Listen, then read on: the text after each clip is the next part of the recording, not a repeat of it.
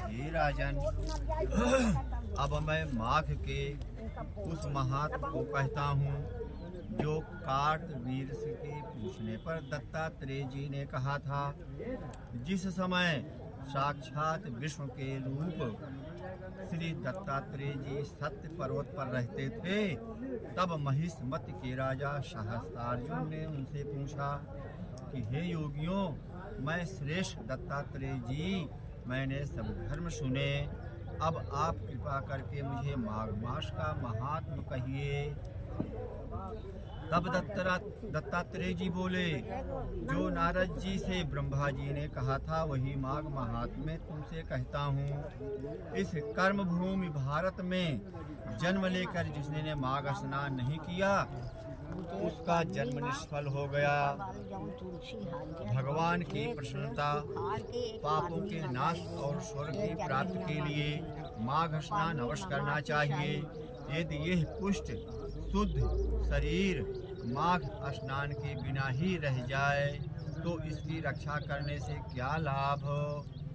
जल में बुलबुले के समान, मक्खी जैसे तुक्ष जंतु के समान यह शरीर माघ स्नान के बिना मरण समान है।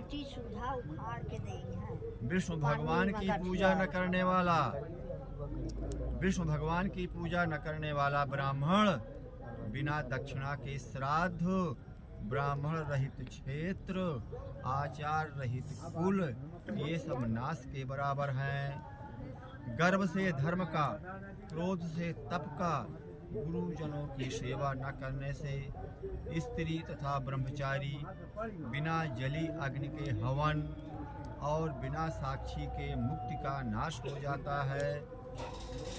जीविका के लिए कहने वाली कथा, अपने ही लिए बनाए हुए भोजन की क्रिया, शूद्र से भिक्षा लेकर किया हुआ यज्ञ तथा कंजूस का धन, ये सब नाश के कारण हैं।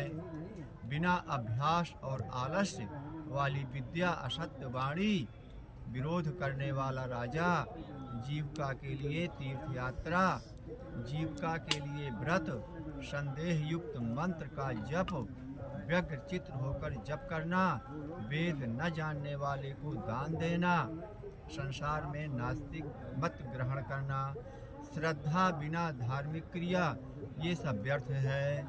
और जिस तरह दरिद्री का जीवन व्यर्थ है, उसी तरह माघ स्नान के बिना मनुष्य का जीवन व्यर्थ है। इसमें साफ साफ बताया गया है कि हमेशा सत्य बोलना चाहिए, असत्य का भाषण कभी नहीं करना चाहिए। जीविका के लिए तीर्थ यात्रा नहीं करनी चाहिए कि जहाँ जाए हम कमाएं और खाएं, वहाँ दान देना है आपको। और मंत्र जो आपको मिला हुआ है बिना संदेह उसको जपना चाहिए। गुरु मंत्र जिन्होंने लिया है वो बिना संदेह उसको जपना चाहिए, विश्वास मानकर।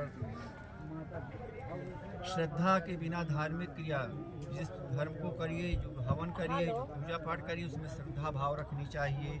और जो वेद का पाठ नहीं करता है, जो स्नान नहीं करता है, जो झूठ बोलता है, वो चाहे जितना बड़ा व्यक्ति हो, उसको दान नहीं देना चाहिए, दान नहीं देना चाहिए। श्रद्धा बिना धार्मिक क्रिया नहीं करनी चाहिए, सब व्यर्थ हैं। माघ में बिना स्नान का जीवन व्यर्थ है। ब्रह्मघाती, सोना चुराने वाला, मदिरा पीने वाला, पत्नीगामी और इन चारों की संगत करने वाला माघ स्नान से पवित्र हो जाता है। जल कहता है, अरे बहन पर बैठा के समझा दियो कुछ देर बाद। जल कहता है कि सूर्योदय से पहले जो मुझसे स्नान करता है, मैं उसके बड़े से बड़े पापों को नष्ट कर देता। सूर्योदय के महापातक भी स्नान करने से भस्म हो जाते हैं। माघ मास के स्नान का जब समय आ जाता है तो सब पाप अपने नाश के भय से कांप जाते हैं। जैसे मेघों से मुक्त होकर चंद्रमा प्रकाश करता है, वैसे ही श्रेष्ठ मनुष्य माघ मास में स्नान करके प्रकाशमान होते हैं।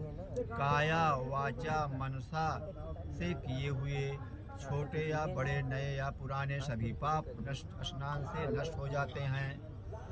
आलस्य में बिना जाने जो पाप किए हों वो भी नाश को प्राप्त होते हैं। जिस तरह जन्म जन्मांतर के अभ्यास से आध्यात्मिक ज्ञान की प्राप्ति होती है, उसी तरह जन्मांतर अभ्यास से ही माघ स्नान में मनुष्य की रुचि होती है। यह अपवित्रों को पवित्र करने वाला बड़ा तप और संसार रूपी कीचड़ को धोने की पवित्र वस्तु है। हे राजन, जो मनवांछित फल देने वाला माघ स्नान नहीं करते वो सूर्य चंद्र के समान भोगों को कैसे भोग सकते हैं। माघ माह का चौथा अध्याय समाप्त।